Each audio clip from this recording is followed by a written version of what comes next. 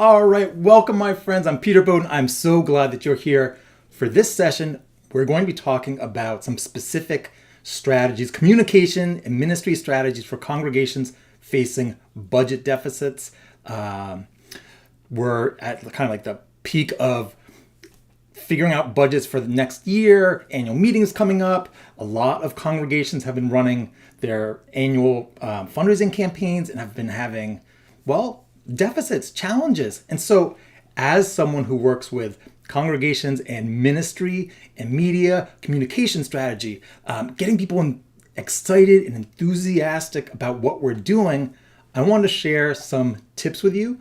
And I just want you to know, this is coming from, I'm not a fundraising expert, but so much of what I do is adjacent to that. So, how do we communicate? How do we inspire people? How do we use the tools of our time to accomplish our mission? And so, as I've been talking to students in my training programs and private clients and reading lots of congregational emails, I'm identifying some problematic approaches, especially in the context of the pandemic, that I don't think are going to work or aren't working, and I want to give you some insight. So we have people from all over. Welcome to everyone tuning in live, also later on the replay and via the podcast. The majority of the video content I share is available via audio podcast. So just go to your podcast app and search for The Peter Bowden Show, and there you go. You can listen and drive. So people from, Illinois, Massachusetts, New York, Canada, Vancouver, British Columbia, where else? Fort Myers, Birmingham, New York. Oh, we have a great group. I'm not going to read all that because I value your time. I'm so glad you're here. Thank you for everything you do for your congregation. Here's how this is going to roll. I'm going to share some thoughts and strategies with you for the first 15 minutes or up to the first 15 minutes of this session. And then I'm going to take questions and elaborate, share some ideas, brainstorm with you. If there are some campaign ideas we want to run through, I want to do that. All right. So it's really great seeing so many people I know and recognize in the chat. I'm glad you're here. All right. I'm going to grab my notes. So I am someone working with congregations who I've subscribed to like a couple hundred congregational email newsletters. So I have a folder in my email. It all goes into a folder where I can pop in there and look at congregational communications from many, many congregations, spot some trends, look for best practices. Sometimes it's like, eek. So I said in my email announcing this, that if you recently heard someone screaming, echoing around the world, no, don't do it. Of course you're not having a successful fundraising campaign, of course. That was me echoing around the planet Earth. So here's the deal. We are in a very different situation right now compared to previous years, which impacts your psychology and the psychology of the people connecting with your congregation and your fundraising. Here's the deal. So say here's what your pre-pandemic state was and the associated budget. Well, pretty much almost all congregations have had membership decline, there's financial challenges, people don't have the same funds, job changes, all these things. And so most congregations are doing their fundraising at this, like they're dealing with a smaller congregation, but still that higher budget. And so what's the difference between those two? What's the discrepancy? There's a gap. There's a fundraising gap.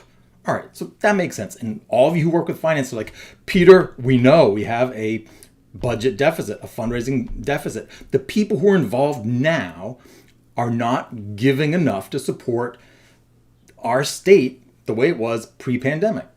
So the problem here, and this is the biggest takeaway for you, and I'll give you some different ways to think about it in just a second, is for the people who are, say you had, let's just make up some numbers, 200 people before the pandemic, you might have 400 bucks. Let's say 200 pre-pandemic, and now your active core is 100, like 50% less. Well, those 100 people are not, even if they raise their pledges, they're not going to get you to the place where like you are financially sustainable as you were pre-pandemic. You're just in a different place. They can't carry that burden. All right. And so all the newcomers coming in, if you're lucky enough and are doing some great work and having newcomers come into your congregation, there's nothing that's more of a turnoff than a budget deficit. And also for people who have money, when you come in and all the communication is, we have a problem. I'm kind of like quoting from some emails.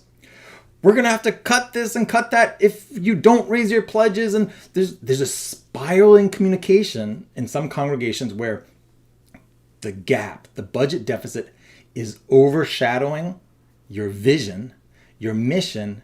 And I know this is hard. So just like some of you are like, this is stressful, this is challenging.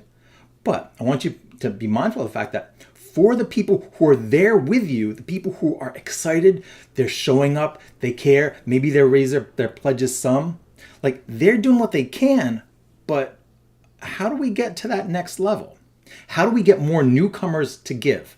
People who are new to your congregation, like funding a deficit, a gap, that's not appealing at all. So what I want you to think about doing, and I'll shift a little bit into some new strategies, new thinking, is you're basically in this odd situation where you already have the infrastructure, staff, building, etc.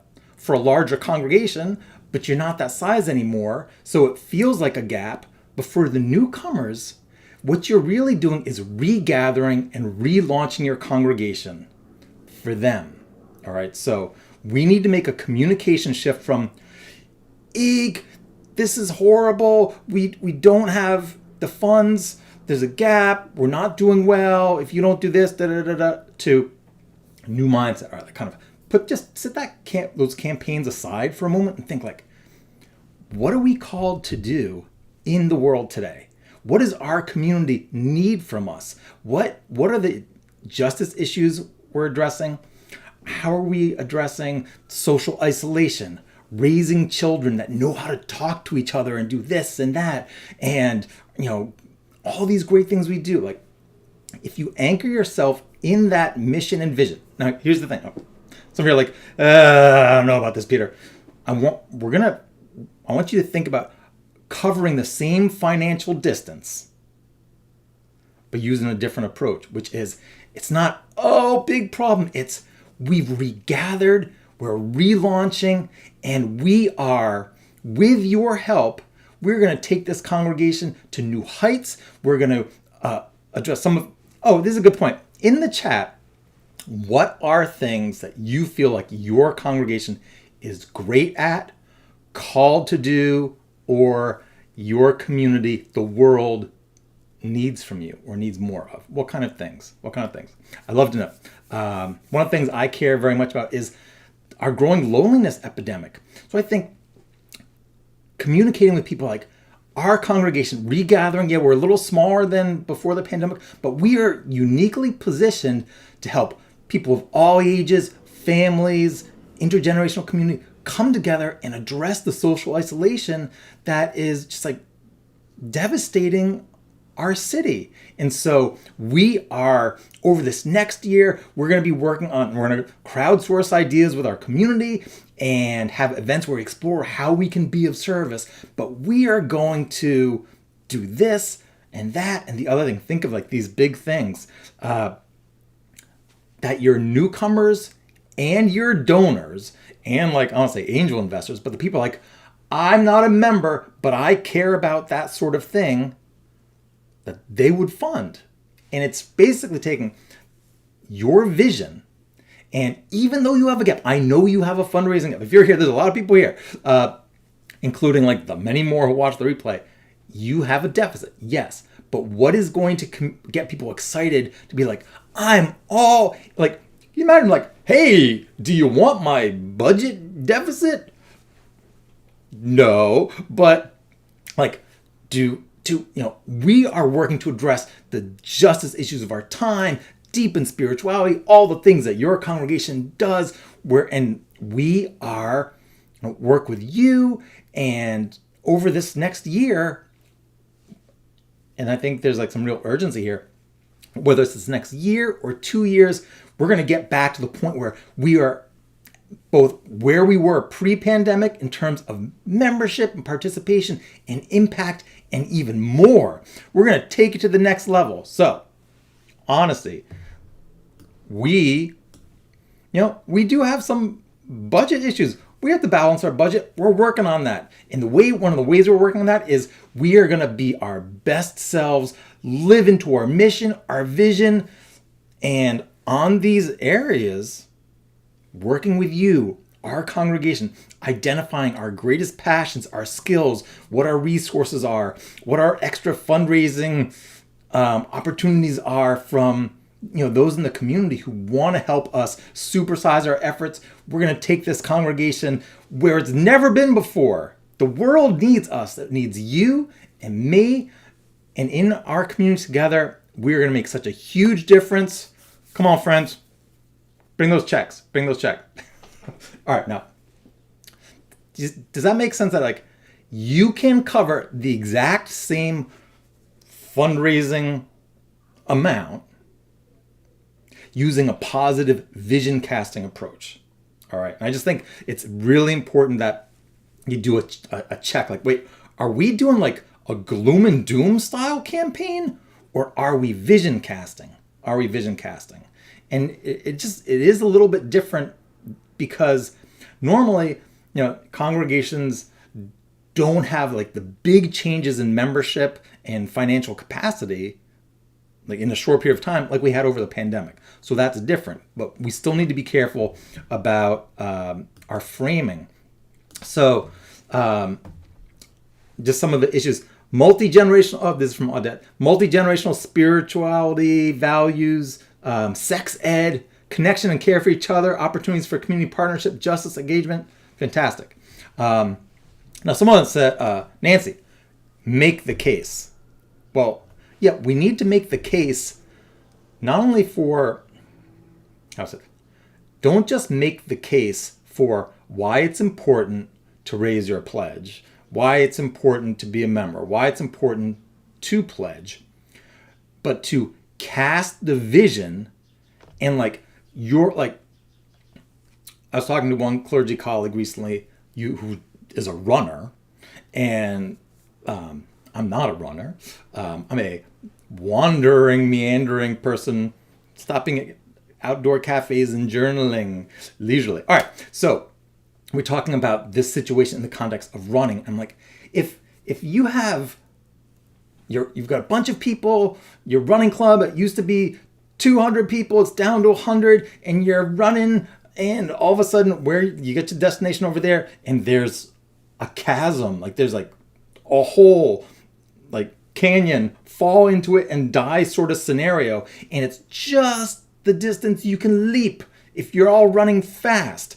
So what do we have to do? We have to move towards it. We have to identify it, call people to like we are going there beyond. Oh yeah, there's this gap where we can leap over it and run and lead and jump over it and show the way, but not be like, let's all gather and stop right at the very edge and sit down and just like meditate on the gap. And like one by one, people are falling in.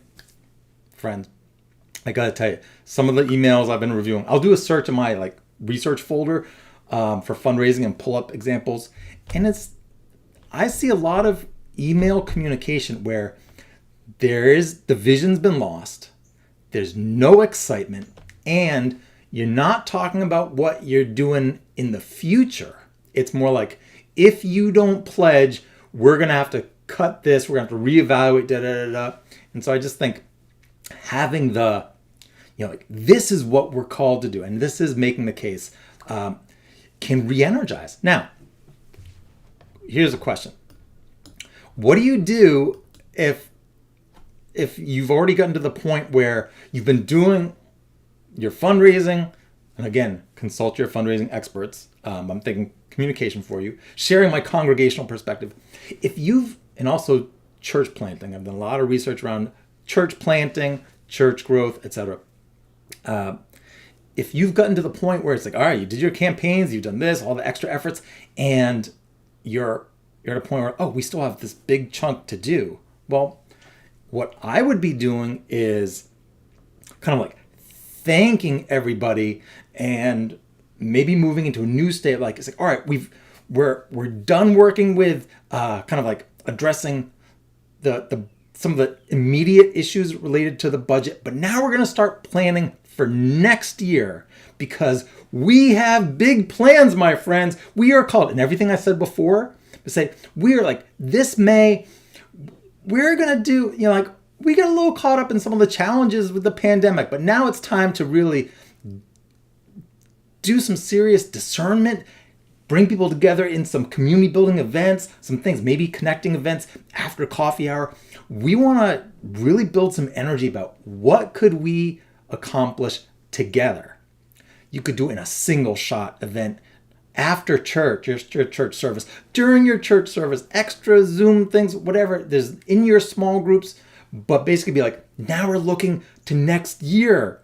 And this May, we're going to explore these issues. And basically all the vision casting and everything you wish maybe you should have done earlier, do it again now in a short, focused way. And now once you get digital, and that is, we have the ability very easily to record video using your smartphone or webcam. I would love to see your minister or maybe you or other leaders, a small group, say 4 people, record a video where you cast the vision for your community and invite like the larger community, both your congregation and the community at large, and invite people to some way, whether it's an event, a Zoom event, some reception at your congregation, a special service, whatever you can manage capacity-wise, and have that on Facebook, a Facebook video for a lot of you, and promote that to like take $100 and promote it to everyone in your everyone in within 10 miles of your congregation that likes your Facebook page or is what Facebook considers a lookalike audience. So Facebook can say, oh, you got 500 members 500 people who like your page or 200, whatever it is. They can just look at those people, Facebook, and say, oh, based on their interests, we can show that Facebook to people who are just like that or very similar. And so to start putting out there the vision for your congregation in terms of getting people to come to events, come into services, and start experimenting and moving towards, and this is what I think those of you who are not fiscal agents, but like you are, I won't say fiscal watchdogs, but the people who are like, we are the stewards, we're the ones who are making sure the books are balanced. I want you to get as quickly as you can, and you might need help from other people in the congregation who have different expertise. I want you to know if you promote a video with your minister, a justice leader, a membership person, a community this, your religious educator, youth, whatever, how much does it cost for you to promote that video to people in your area who are similar to your existing members, inviting them to a specific event, a connecting event, an event related to things that you are doing work on, and get them to join? How much does it cost to get a new member? You're having financial problems because a lot of congregations are not doing the digital outreach, the digital strategy that you need to be viable today. So what's the amount that you need to spend on advertising using Facebook to reach your community? You have to make the content, promote it, like connected to a specific event. I also think it's better not to do general promotion like, hey, come anytime, but come to this event for parents of young families. We're going to, say you have a small children's program. What if you have a great video promoting your approach, like the issues that you care about and like what you're doing with sex ed and this and that, and you're having an open house or some enrichment event with a great speaker, or maybe just your religious educator and minister for young families. How much does it cost to get people there? A lot of congregations, when I first talked to them, this stuff I'm experimenting with specific congregations, they don't know. And so Imagine this, like your financial issues, but also like your ability to accomplish your mission in the world would be like, you'd be totally set if you say you had 100 new members.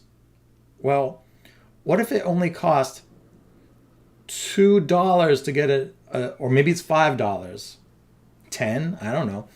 You should know, to get someone in your area who cares about what you care about to show up to an event for young families, to show up to an event where you're going to be exploring issues related to climate justice and spirituality, whatever it is, like whatever the things that you do well. We need to start experimenting with outreach where we're communicating in like a positive, exciting way and getting that out there to people and bringing them into specific events. And so that's important math. Like, if you could have if you could get, whether it's $20 or $100, a new member who on average pledges way, way more than that. Well, when you start doing the math, like it's fiscally irresponsible for you to touch that budget and cut it if you haven't done the marketing and outreach to very easily let everybody in your zip code or vicinity, say within 10 miles, know exactly who you are, what you're about, ways to connect, and actually invite them to come. All right. And so sometimes I think about it like, we have these congregations who are like amazing, like 5-star restaurants. All right. Not to use a consumer approach, but just go with me. Amazing restaurant. It's like thriving restaurant, 5-star, didn't need any marketing or anything before the pandemic. Boom, pandemic. They were closed for a while. Now the kitchen's open again. And they only have 1/3 of their original customers. What should they do? What should they do? Cut the staff? Sell the stove? Let people know they exist. They're open again. What are they doing? Outreach marketing. So a lot of your congregations have a budget deficit because you have a strategy deficit.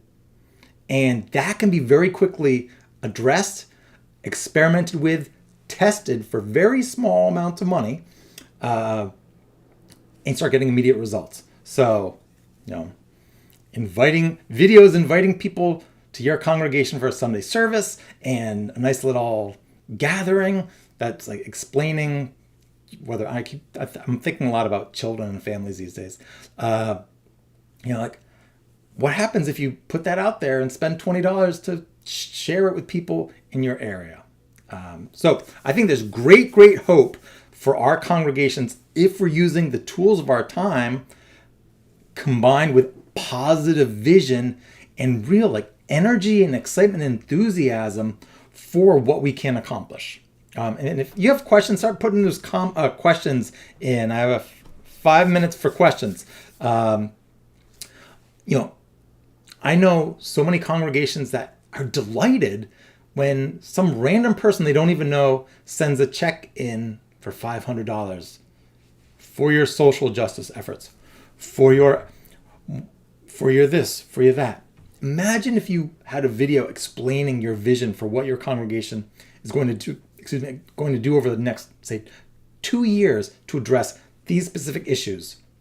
Loneliness, epidemic, supporting families doing this, reproductive rights, boom, boom, boom, all these issues. The role of your congregation in your community. And you spent a little bit of money to show that to everybody within a certain area, so that all these people who've never, ever interact with you know exactly who you are and what you're about. Like, would spending $100 on a video like that, like a general, we're educating the community about our vision and inviting people to be in touch who want to partner with you on making that happen, taking it to the next level. Does that result, like, does a $100 campaign like that with a little, I'm talking smartphone video, very simple. Does that result in a $500 donation? Or is it like, do you get a $20,000 for your outstanding sexuality education? I attended AYS years ago and da-da-da. We don't know. All right. Let's look at a question. We have an annual, here's a question from Crystal. We have an annual service we we call Rainbow Sunday, which we usually hold about 2 to 3 weeks after Pride. Gives us a special event to invite folks to. I like the idea of making a video. Yeah, so think about how successful that event is, and then to actually put out a message where you tell people what that event is, why it's so important, describe it, and I train people to make sure the content you create, you're always trying to anchor yourself in the needs of the viewer, coupled with whatever you want to say personally as a leader on camera, and what's the vision that we, the congregation, are working for, or the larger community, so that you're saying, if you, talking to camera, if you are looking for others to connect with and celebrate this with, or, and explain your event, say, we hope you will join us. We want to get to know you. We're in this together, and promoting that could be fantastic. Any other questions? All right. What I'm going to do is, if you feel free to, you know where to find me. Feel free, if you're not on my email list, if you go to my website, www.peterbowden.live, you can sign up to get email updates. So I share live stream invites and other resources and training updates that way. But also, I love getting email from my community. So whether you comment on videos here on YouTube or via other social media channels, or reply to my emails when I send out those updates, I love your questions. A lot of times what happens is I'll take a question. I'll get a question via email from a congregational leader, and we might work through it a little bit and talk some strategy. And then following that, I'll be like, all right, let's do a session on vision and kind of like a more positive approach to fundraising right now. Things like that. So I would love to hear from you. All right, with that, if there any other questions, last call for questions. Anyone? All right, I think that was enough. I wish you I want you to have the most amazing next year. I want your vision to be so exciting, so strong, so compelling, energizing, that like people in your congregation be like, what is everybody like on espresso around here? Like, why is the energy? Like, what's going on? What's the buzz? Like, can you feel that energy? Like, we are doing this together. Like, we are launching to the next level. It's amazing. It's going to be huge. Like, what we have is like right in line. Like, what we know how to do, what we offer is right in line with the needs of our world and community today. Like, I want you to bring that, all right? If you need help bringing that, email me. We'll figure it out. All right, have a great day, everyone. I'll talk to you very soon. Dun, dun, dun, dun, dun. Yeah, email me about reviewing videos and that stuff. Yes, I do that sort of thing. All right, have a great day. I'll talk to you soon.